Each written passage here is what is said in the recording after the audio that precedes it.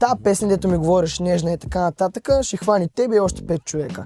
И това ще е грешен изстрел, ще е грешна песен за месеца, продукцията може да е хубава, аз няма да се избия и така нататък. Тия песни, които са лични, които трябва да се замислиш, те са за албум.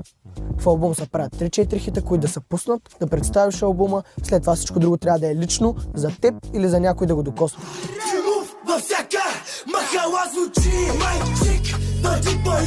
А ти как се обясняваш твой успех и с този голям гръм, който направи за една година?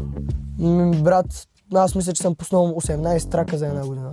Честно ти го казвам, много пъти, преди всяка песен си давах Холуина. Давам, нали снимам и клипа вече, плащам и нямам никакви пари, брат. Всеки път беше така. BNB пушим 3 в 1, искам аз и ти в легло.